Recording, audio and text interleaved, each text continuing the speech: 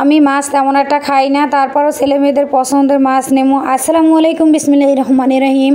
আশা করি আমার এই ভিডিওটা যে যেখান থেকেই দেখতেছেন আল্লাহ রহমতে ভালোই আছেন, আর আলহামদুলিল্লাহ আমিও ভালো আছি। আজকের পছন্দ করে তারপরে মাছ নেবো, এই জন্য ছেলের সাথে নিয়ে আসছি। আর বেশিরভাগ তো তেমন একটা বাজারে আসা হয় না, এই জন্য চাই কি যে যেদিন বাজারে আসবো ওই দিন পছন্দনীয় মাছগুলো বাচ্চাদের জন্য নিয়ে যাবো। বাচ্চারা পাঙ্গাস, পাবদা, ইলিশ, চিংড়ি এইগুলো বেশি পছন্দ করে, তো আমি সবসময় এগুলো বেশি কেনার চেষ্টা করি, কারণ আমি তেমন একটা খাই না। বাচ্চারা যেহেতু যে মাছটা পছন্দ করে ওইটাই বেশি রান্না করা হয়। আবার মাঝে মধ্যে তো মুরগির মাংস থাকে, এই পাশাপাশি ওদেরকে একটু চিংড়ি মাছ ভুনো করে টরে দিলে আর কোনো কিছুর তেমন একটা প্রয়োজন হয় না। তো দেখা যায় যে কি সব সময় তো আর একরকম হয় না, সব সময় আর মাছ কেনাও সব সময় একরকম হয় না। মাঝে মধ্যে সবজি দিয়েও চালাইতে হয়, কারণ হিসাব করে যদি না চালানো হয় তাহলে দেখা যায় একটা সময় যাইয়া ধার দেনা কইরা চলাটা আমি বেশি পছন্দ করি না। এই জন্য সব সময় আমার যতটুকু আয়ত্তের মধ্যেই আমি চলার চেষ্টা করি। আর বড় ছেলেটা তো মাঝে মধ্যে বলে, আম্মু তুমি যেভাবে হিসাব করে চলো এইভাবেও আমি হইলে পারতাম না। তো দেখা যায় যে সব সময় তো আর একরকম হয় না, একটু 19-20 তো হইবেই।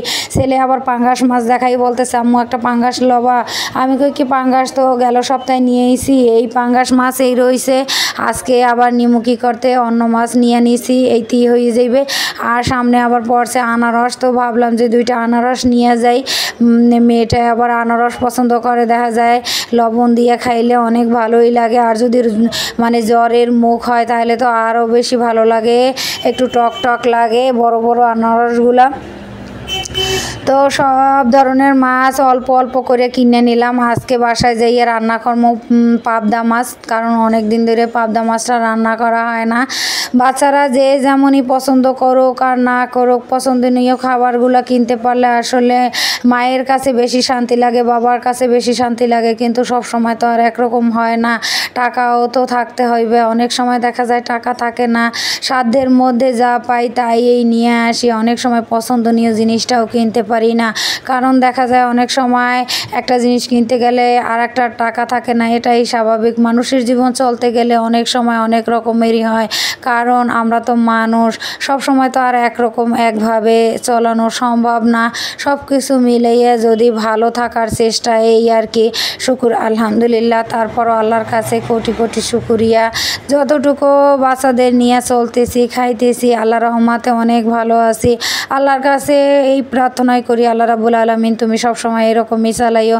বেশি কিছুর প্রয়োজন নাই, বেশি চাহিদাও নাই, টাকা বাড়ি গাড়ি এবং কোনো সব কিছুরই স্বপ্ন সবারই থাকে কম বেশি, তবে অন্যকে কষ্ট দিয়ে না, অন্যের জিনিসটা না, নিজে কষ্ট করে যে জিনিসটা প্রাপ্তি বা যতটুকু প্রয়োজন আল্লাহ তুমি ততটুকুই দিও। যতটুকু আমার জন্য মঙ্গলের, যতটুকু আমার জন্য ভালোর তুমি ততটুকুই আমাকে দিও। আল্লাহর কাছে সবসময় এই দোয়া করি। আল্লাহ হাফেজ, অনেক কথা বললাম। আসসালামু আলাইকুম।